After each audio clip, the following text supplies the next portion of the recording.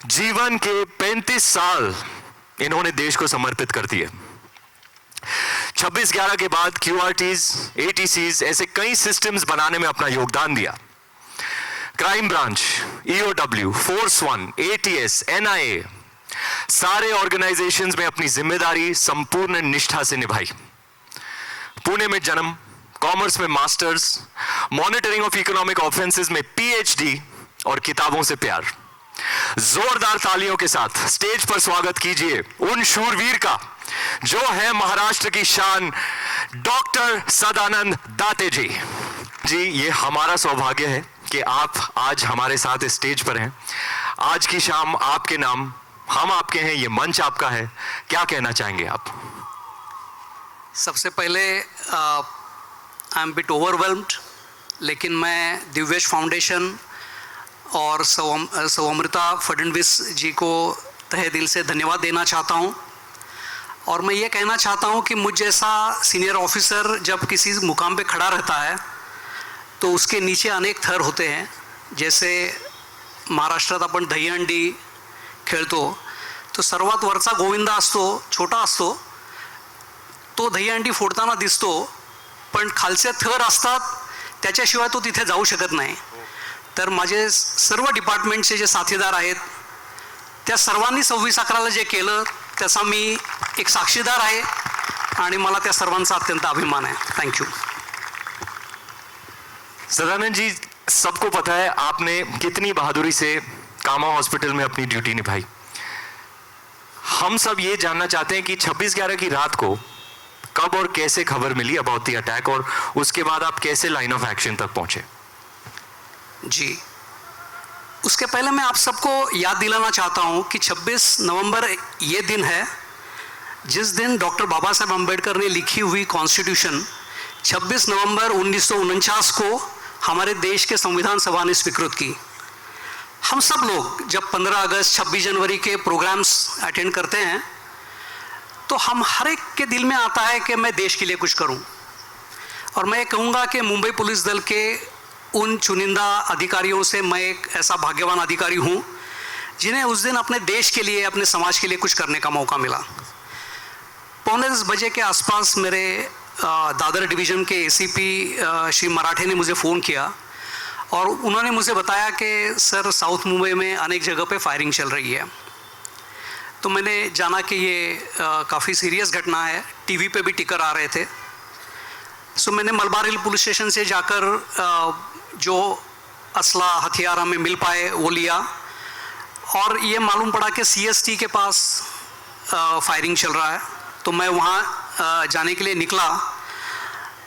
तब मालूम पड़ा कि वहाँ से अब टाइम्स ऑफ इंडिया बिल्डिंग और GT हॉस्पिटल के पास लोग आए हैं, वहाँ फायरिंग चल रही है। तो मैं मेट्रो जंक्शन के पास उतरा और वहाँ से मेरे साथ 7 अधिकारी थे, अमलदार थे। तो हम सब लोगों ने पैदल जब GT हॉस्पिटल की तरफ जाना शुरू किया तो कंट्रोल रूम से मैसेज आया कि नहीं, अब फायरिंग कामा हॉस्पिटल चल रही है। सो इस तरह हम कामा हॉस्पिटल जब पहुँचे तो ये मालूम हुआ कि जो बहुमंजिला इमारत है वहाँ पे टेररिस्ट है मालूम नहीं था, वहाँ पे फायरिंग चल रही है। तो उसके एंट्रेंस को सुरक्षित कर हम लोग 6ठे मंजिल पे गए। 6ठे मंजिल पे गए और मैं सबसे आगे था क्योंकि मेरे पास बुलेट प्रूफ जैकेट था। मैंने सारे लोगों को ब्रीफिंग किया। मैंने कहा कि हम अस्पताल में हैं और जब तक हमारे ऊपर फायरिंग नहीं होता हमें फायरिंग नहीं करना है।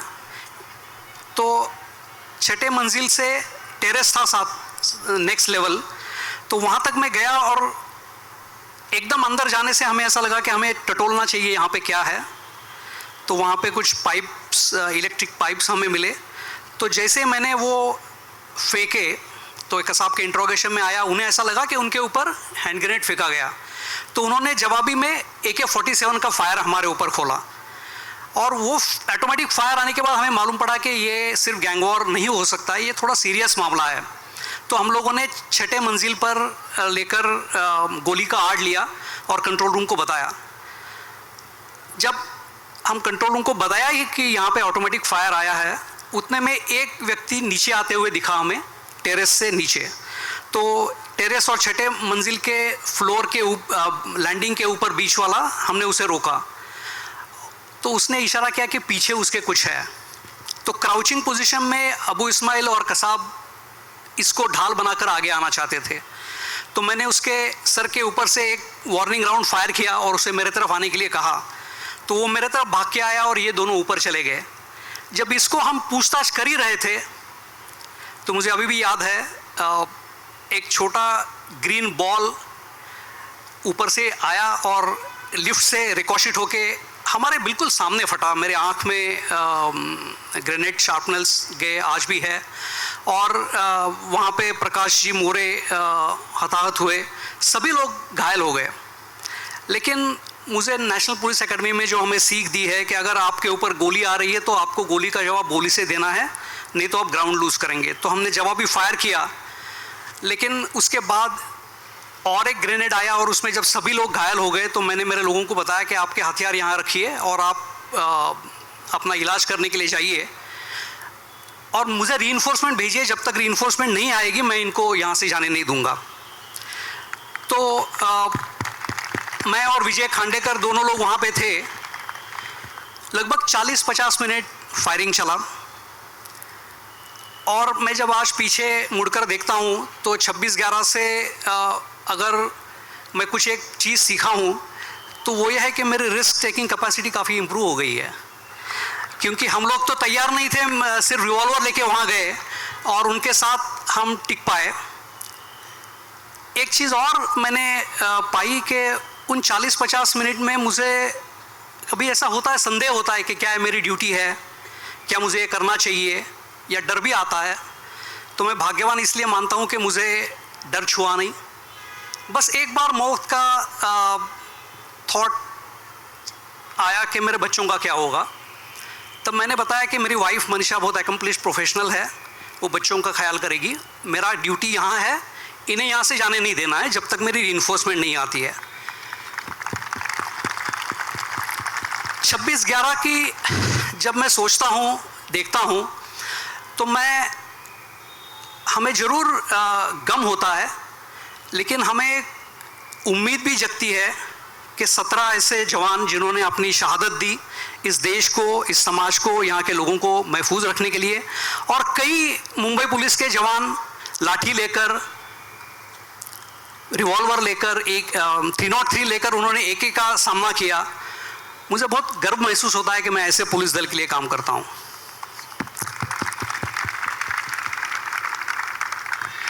सर, 26/11 की न्यूज़ में आप कभी फोरफ्रंट में नहीं आए, कभी खुद को हीरो कह के नहीं प्रोजेक्ट किया, लेकिन आपने एक बुक लिखी अबाउट पीपल इन यूनिफॉर्म और उनको कितनी इमोशनल सिचुएशन से गुजरना पड़ता है। उन हीरोज इन यूनिफॉर्म के लिए आप आज क्या कहेंगे? जी, तर मी मराठीमध्ये पुस्तक लिहिलं वर्दीतल्या माणसाच्या नोंदी.